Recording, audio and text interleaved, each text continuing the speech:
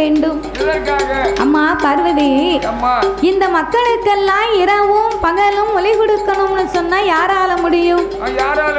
காலையிலே தோன்றும் கதிரவன், மாலையிலே தோன்றும் சந்திரன். சந்திரனும் சூரியனும் இல்லையானா சகல உலகத்துக்கு ஒளி கிடைக்குமா? ஒருபோதும் கிடைக்காது. அதனால் என் வலது கண்ணை சூரியனாகவும் ஆண்டவனார் இடது கண்ணை சந்திரனாகவும் நான் வணங்கி வருகிறேன் பார்வதி. என்று இறைவனார் எடுத்து சொன்ன போது அதனையே நம்பாத ஆதிபராசக்தி அது எப்படி இறைவனின் இரு கண்களும் சந்திரன் சூரியனாக இருக்க முடியும்? இதனையே இன்றைக்கு பரிசோதித்து பார்க்க வேண்டும் என்று அந்த பார்வதா தேவி என்ன செய்கிறாள் தெரியுமா? சாமி ஆதிசக்தி பார்வதி, ஆதிசக்தி பார்வதி அரணாருக்கு தெரியாமல் பின்னால ஓடிவாள். இருகரத்தை எடுப்பாள், இருகரத்தை எடுப்பாள். அம்மா ஈசங்கண்ண பத்துவாள், இருகரத்தை எடுப்பாள்.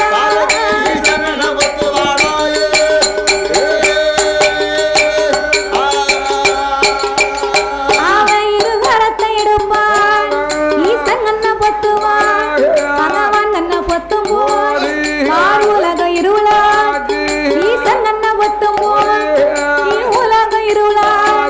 கடவுள் கண்ண பத்தும் போது, கடவுள் கண்ண பத்தும் போது கலி உலக இருளாது.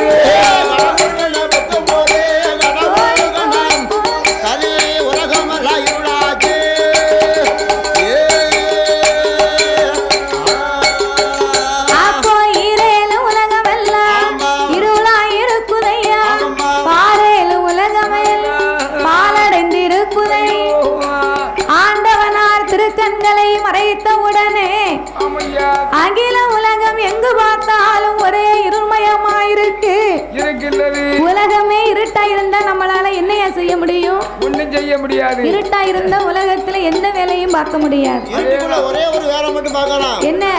நல்லா தூங்கலாம். ஆமா, இருட்டுக்குள்ள நல்லா தூங்கலாம்னு சொன்னா இருக்குங்களா? இருட்டுக்குள்ள தூங்கணும்னு சொன்னா கூட நான் ஓடுது பாரு காத்தாடி. இந்த காத்தாடி இருந்தா தான் உறக்கமே வரும். அது வந்தா நான் ஏன் காத்தாடி வேண்டாம்னு சொன்னேன் தெரியுமா? இவர் சேர்ல உட்கார்ந்தால உறங்கிடுவாரு. பிறகு எங்களுக்கு ராத்திரி பகல் மாதிரி போச்சு, பகல் ராத்திரி மாதிரி ஆகி போச்சு. தொடர்ந்த பாட்டு என்ன உறங்குனான்னு உறங்காட்டாங்க. நல்லா தூங்கி 5 வருஷம் ஆச்சு. அதானே தூக்கம் பூரா மண்டைகள் இருக்கு. அதனால தூங்கணும்னு சொன்னா கூட காத்தாடி இருந்தா தான் உறக்கமே வரும்.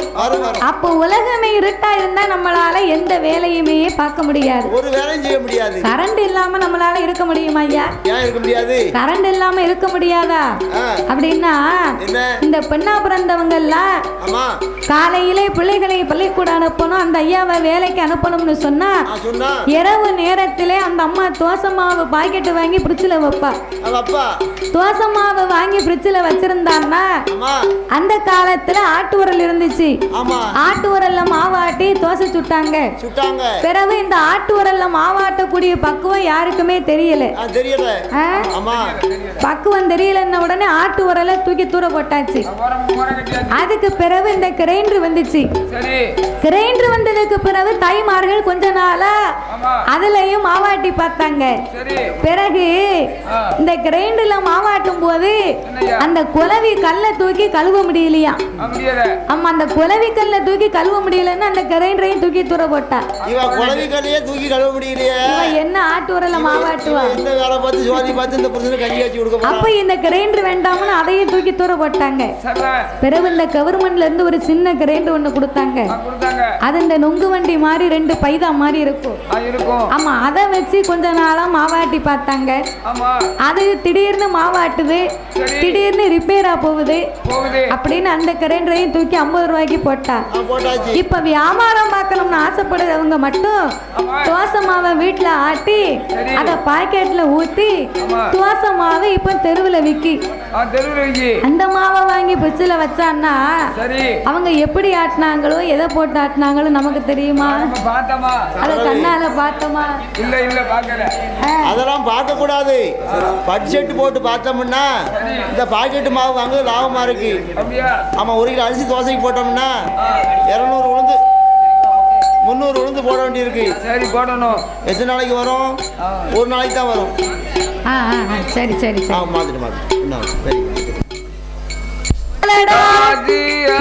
இளமைந்து கோழி மலடா எரும மாடு மலடா மலையிலமைந்து மலையிலமைந்து மயில பசு மலடா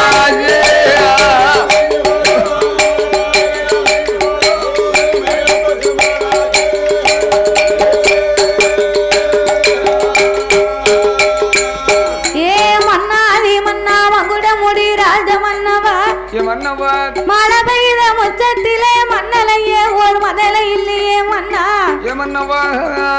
குடத்து தண்ணீரில் நின்று விளையாட பிள்ளை இல்லை குடத்து தண்ணீரிலே கோழி வைக்க ஒரு குழந்தை இல்லை அல்லவா? நான் கறிக்கரைக்கும் தேங்காயில கையேந்த ஒரு குழந்தை இல்லை. ஊர்ல மழை பெஞ்சு கிடந்தா பக்கத்து வீட்டு பிள்ளையும் நம்ம வீட்டு பிள்ளையும் மண்ணுக்குள்ள உட்கார்ந்து விளையாடுவான். மண்ணுக்குள்ள உட்கார்ந்து விளையாண்ட என்ன ஆகும்? என்ன செய்வாங்க? இந்த பிள்ளை அவன் தலையில மண்ணள்ளி போடும், அவன் இவன் தலையில மண்ணள்ளி போடுவான். சின்ன பிள்ளைங்களுக்கு இது ஒரு விளையாட்டு. அப்ப வீட்டுக்கு வரும்போது மேலெல்லாம் சேரும் சகதியுமா வந்தா பெத்தவா என்ன செய்வா தெரியுமா?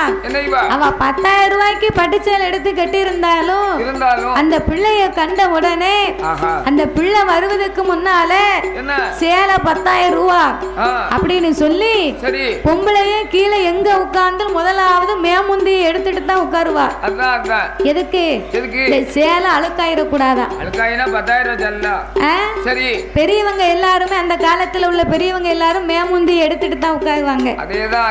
அப்ப மேமுந்தி எடுத்துட்டு உட்கார்ந்து சேலைய அவ்வளவு பாதுகாப்பா வைக்கிறவா இந்த பிள்ளை சேரு சகதியுமா வீட்டுக்கு வரும் பாரு.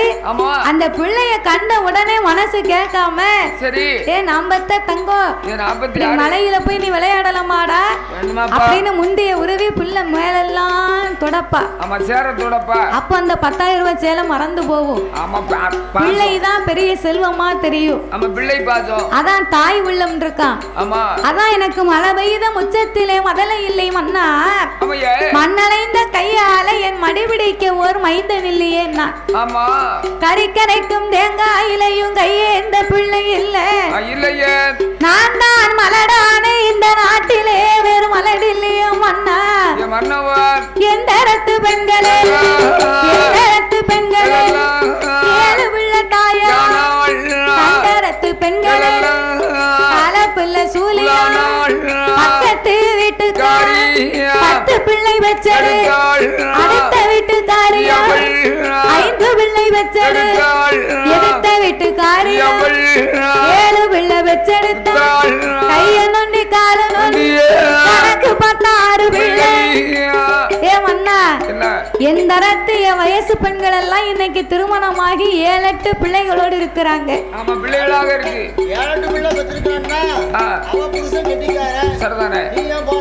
பக்கத்து வீட்டுக்காரி 10 பிள்ளைகளை பெற்றெடுத்திருக்கிறார். அடுத்த வீட்டுக்காரி 6 பிள்ளை பெற்றெடுத்தார். கையும் நொண்டி காலம் நொண்டி கணக்கு பார்த்தா 6 பிள்ளை இருக்கு. குடிப்பதற்கு அவங்க வீட்டுல நல்ல சொம்பு கிடையாது. அந்த வீட்டுல ஆண்டவன் குறுநி பிள்ளைக்கான செல்வத்தை கொடுத்திருக்கிறார். படுத்து தூங்குவதற்கு நல்ல பாய் கிடையாது. இறைவன் அவளுக்கு 10 பிள்ளைக்கு வரமாக கொடுத்திருக்கிறார். ஆனா இந்த ஆண்டவன் எனக்கு எல்லா செல்வத்திலையும் எதுலையுமே குறை வைக்காம கொடுத்தார். ஆனால் எனக்கு குழந்தை இல்லா குறைகளை கொடுத்து விட்டார் என்று சொல்லி அவ முத்து முத்தா கண்ணீரை முத்த முத்த கண்ணீரை எல்லாம் அடிப்பாள் அவள் ஆறாக கண்ணீரை அங்கம் எல்லாம் அடிப்பாள் அவ பவளம் போல கண்ணீரை கண்ணீரை அங்கமெல்லாம் அடிப்பாள்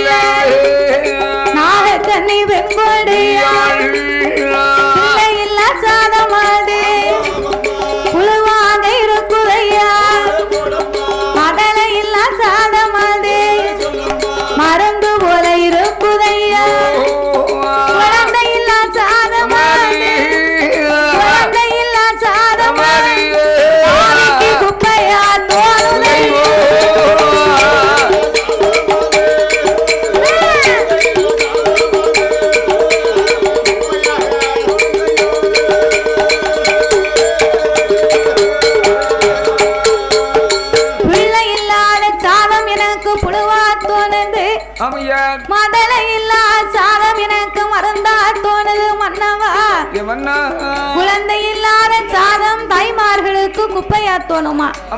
அப்போ அதைத்தான் இந்த நாகக்கண்ணி சொல்லுகிறா.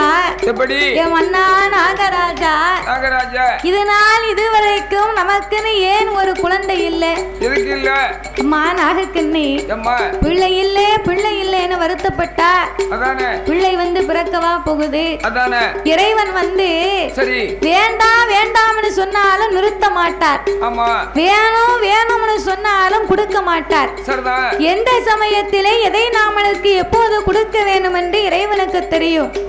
அதை போலவே தக்க சமயத்திலே கண்டிப்பாக நாமளுக்கு கொடுப்பார் என்று மனைவிக்கு ஆட்சி தேய்ச்சி ஆறுதலை சொன்னார்.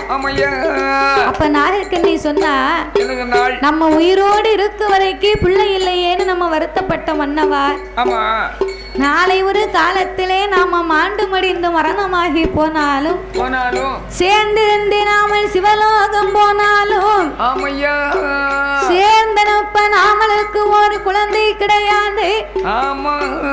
நம்மளை செத்ததுக்கு பின்னால நம்மளை மையான கரையிலே கொண்டு அடக்கம் செய்யணும்னு சொன்னா நமக்குன்னு ஒரு பிள்ளை இருந்தா அவக்குன்னு வந்து உதவும்னு சொல்லுவாங்க. தான் வச்ச திருமகன் இல்லையானா நமக்கு கஷ்டம் தானே.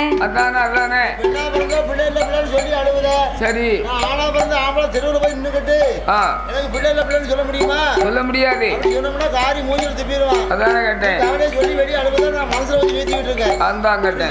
கவலைப்பட்டு நீ தெருவுல போய் சொன்னா காரி துப்பு, அது ஒரு பக்கம்.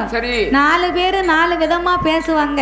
என்ன பேசுவாங்க? ஒருவன் சொல்லுவா, ஏல யாரு எல்லாம் ஒரு ஆம்பளையா, யார பார்த்து கேட்ட, கொஞ்சமா உனக்கு அறிவு இருக்காடா? என்ன கப்ப இதுக்கு மேல கப்ப, கல்யாணம் முடிச்சு உனக்கு 10 வருஷம் ஆகுது, அவளுக்கு ஒரு பிள்ளை இல்லைன்னு அவளை டைவர்ஸ் பண்ணுடா. அப்படியா? அவ தங்கச்சி இருக்கா பாரு, உன் குழந்தையா, அவளை கூட்டிக்கிட்டு வா, அவளை கல்யாணம் முடிச்சு ஒரு பிள்ளை இருக்கான்னு பாப்போம். நல்ல யோசனை அப்படின்னு பேசுவாங்க. அப்போ நல்ல மனதா இருந்தவர் மனத்திலையும் நஞ்சை விதைப்பார்கள். அப்போ உலகம் இப்படி எல்லாம் இருக்கும் போது பெண்ணா பிறந்தவா சொல்லி தான் ஆம்பளை என்னமா செய்வேன், என்ன செய்வது அப்படி என்று நாகராஜன் சொன்ன போது, என் அண்ணா நாகராஜா, நாமல் நாள பின்னம் ஆண்டு மடிந்து மரணமாகி போனாலும் நமக்கு எப்பேற்பட்ட போராட்டம் வரும் தெரியுமா? எப்படி ஐயா? மன்னா தாங்கரையோ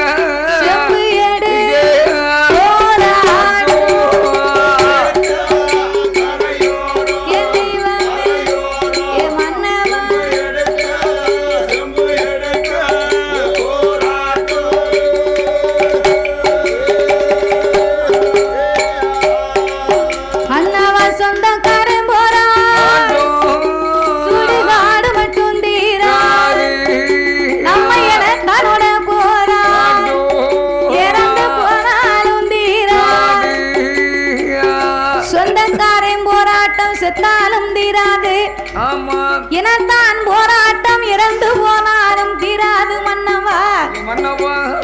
நம்ம வாழ்ந்திருந்து வைகுண்டம் சேருங்காலம் வந்ததுக்கு பின்னால திடீர்னு நம்ம மாண்டு வடிஞ்சிட்டோம்னு வைங்க, நமக்குன்னு பிள்ளை இருந்தா நம்ம அம்மா அப்பாவுக்கு என்ன காரியம் செய்யணுமோ அத்தனையும் செய்வான். நமக்குன்னு ஒரு பிள்ளை இல்லாம செத்து போனோம்னு வைங்க, சொந்த பெரியப்பா மகனா இருந்தாலும் தம்பி உங்க சித்தப்பாவுக்கு இது வரைக்கும் பிள்ளை இல்லடா, உங்களைத்தான் பிள்ளைக்கு பிள்ளையா வளர்த்தாரு, திடீர்னு இப்ப மாண்டு மடிந்து விட்டார், வாங்க நீங்க தான் வந்து காரியத்தை பண்ணணும், உங்க கைய வைங்கன்னா காசு பணம் இருந்தா கூப்பிடாமலே முன்னால வந்து நிப்பான். காசு பணம் இல்லைன்னு வையே, அந்த பேர் சொல்லுவான், போங்கடா போலத்தவங்களா, நான் எங்க அப்பனுக்கே கொல்லி வைக்கலையா, அவன் கெட்டின வீட்டுக்கு வெள்ளையடிக்காம போயிட்டான் பாவி, இவனுக்கா நான் கொல்லி வைக்க போறேன், ஒண்ணு மத்த பைய சித்தப்பனாவது செத்தப்பனாவது தூக்கியா சவத்தை கொண்டு போடுங்க அப்படின்னு பேசுவான். அதான் பணம் பந்தியிலே குணம் குப்பையில் இருக்கான். பணத்துக்கு தான் மதிப்பை தவிர ஒருவர் குணத்துக்கு மதிப்பில்லை. அதனால இணையும் நாம இப்படி இருக்க கூடாது என்று அந்த நாகராஜனும் நாகக்கண்ணியும் ஒன்றாக கூடி கணவனை இணைத்த நாகக்கண்ணி அழுது புலம்பினா, சாமி பெண்ணா நானும் பிறக்கலாமா, பெண்ணாக நானும் பிறக்கலாமா, இந்த பூமியிலே வாழலாமா, மங்கையாக பிறக்கலாமா, ஒரு மதலை ஒன்று இல்லாமல் இந்த மாநிலத்தில் வாழலாமா, சாமி கண்ணியாக நானும் பிறக்கலாமா, கை குழந்தை இல்லாமல் கலி உலகத்திலே வாழலாமா, மண்ணானா இருந்தாலும் எழப்போய்யா, இருசி என்று பேரெடுத்து நான் இருந்தாலும் எழப்போய்யா, இருந்தா எழப்போய்யா, மண்ணானா இறந்து போனாலும்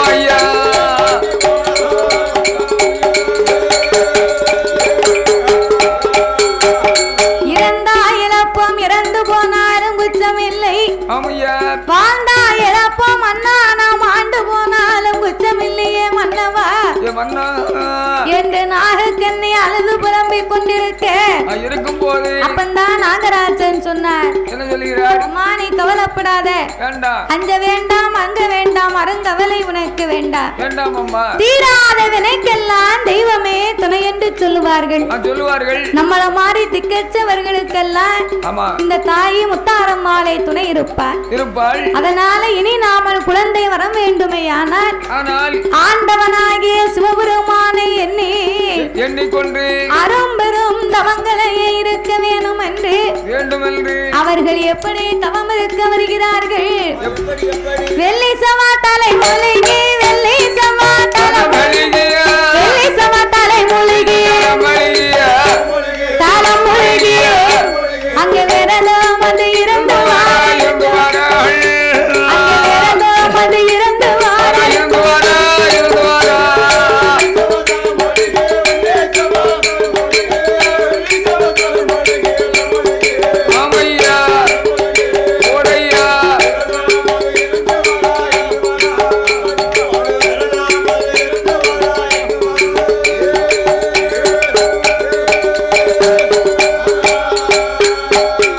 அங்கே தலைமுழுகி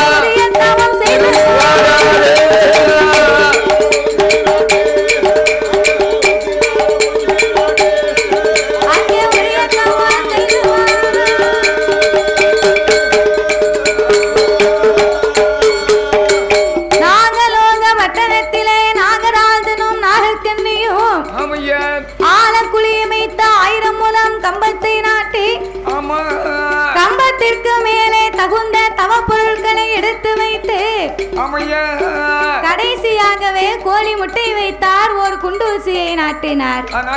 ஊசி முனையின் மேல் இரு பேர்களுமாக நின்று கொண்டு சரி நாசி அடக்கி ஊசி தவங்களை செய்து வருகிறார்கள். தவம் இருந்தாங்கன்னு சொன்னா என்ன ஒரு நாள் தவம் இருந்தார்களா? இல்லை ஒரு வாரங்கள் தவம் இருந்தார்களா? இல்லை ஒரு மாதங்கள் தான் தவம் இருந்தார்களா? கிடையாது. ஒரு நாள் அல்ல, ஒரு வாரம் அல்ல, ஒரு மாதம் அல்ல, ஈராறு 12 வருடங்களாகவே இறைவனை எண்ணி தவம் இருந்து வந்தார்கள். அரகரா சிவ சிவா அண்ணாமலை நாதா ஏன் உண்ணாமலை பாதகா அநாதை ரட்சகா ஆபத்து குடையோனே ஈசா இறைவா வென்று இறைவனின் நாமங்களையே உச்சரித்து 12 வருடமாகவே பகவானை என்னை தவம் இருந்தார்கள். 12ஆம் வருடமாகிவிட்டது. அப்பமும் ஆண்டவன் சிவன் வரவே இல்லை. அப்போ இந்த இறைவன் இன்னுமே நாம தவத்துக்கு மனம் இறங்கவில்லையே. ஒருவேளை நம்ம தவத்தில் ஏதாவது குற்றங்கள் இருக்குமா தாத்தா? ஒருவேளை நம்ம தவறாகவே தவங்களை செய்திருப்போமா என்று இறைவனை என்னை அழுது புலம்பினார்கள். ஆண்டவனே பகவானே சம்போ சங்கரா, ஆண்டவனே பகவானே சம்போ சங்கரா, சிவ சம்போ சங்கரா, அடியார் செய்யும் தவத்தை பாரு சம்போ சங்கரா, இந்த அடியார் செய்யும் தவத்தை பாரு சம்போ சங்கரா.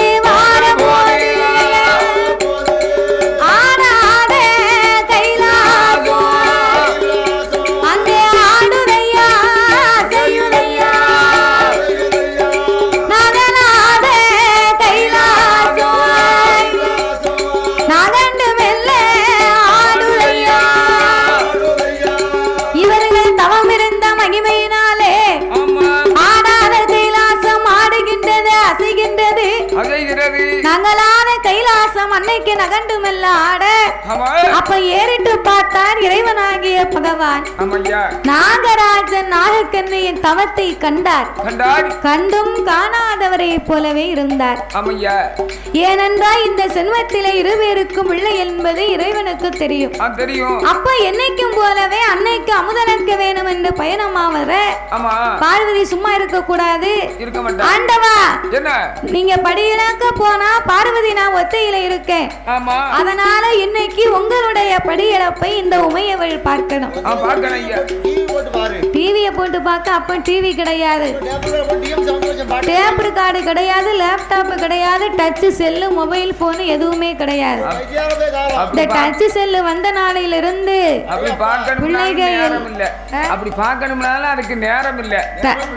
டச் செல்லு வந்ததுக்கு பின்னால அடே அப்பா நாட்டுல வரா சொல்லாத தவறுலாம் வந்து போயிருக்கு. ஆமா ஆமா குடும்பமே சீரழிஞ்சு போச்சு. ஏன் தாத்தா? என் பொண்டாட்டி ஒரு சைக்கிள் கேட்டா. சரி 20,000 ரூபாய் கொடுத்து வாங்கி கொடுத்தேன். ஆமா வாங்கி கொடுத்து வீட்டுக்கு வந்தேன். சரி வீட்டுக்கு வந்து வீட்டுக்கு போன் போட்டேன். ஆமா போன் போடும்போது செல்லு சொல்லுது. என்ன சொல்லுது? இங்க தொடர்பு கொள்ளக்கூடிய வாடிக்கையாளர் என்னய்யா வேற ஒருத்தரோட தொடர்பில் உள்ளாங்க. அப்படியா? உடனே என்ன செஞ்ச? உடனே முன்னாடி டைவர்ஸ் பண்ணிட்டேன். டைவர்ஸ் பண்ணிட்டியா? போ பைத்தியக்காரர. என்ன நீ யாருக்கிட்ட போன் பேசினாலும் அந்த அம்மா உன் மகா கிட்ட பேசினாலும் நீ போடும்போது அப்படித்தான் சொல்லும். நான் போன் போட்டு அப்படிதான் சொல்லுமோ? உன் வீட்டுக்காரி உன் மகன் கிட்ட பேசும்போது நீ போன் போட்டாலும் அப்படித்தான் சொல்லும். அப்படிதான் சொல்லுமோ? விவரம் இல்லாம இப்படி டைவர்ஸ் பண்ணிட்டே தாத்தா. முன்னாடி டைவர்ஸ் பண்ணிட்டு கஞ்சி இல்லாம தண்ணி இல்லாம ரோட். சரி நீ ஒன்றும் கவலைப்படாத. அடுத்து போற ஊர்ல எல்லாம் இருந்து உனக்கு பொண்ணு பார்த்துட்டு வரேன். எனக்கு யாரும் பொண்ணு கொடுப்பாங்களா? அதானே காரியமா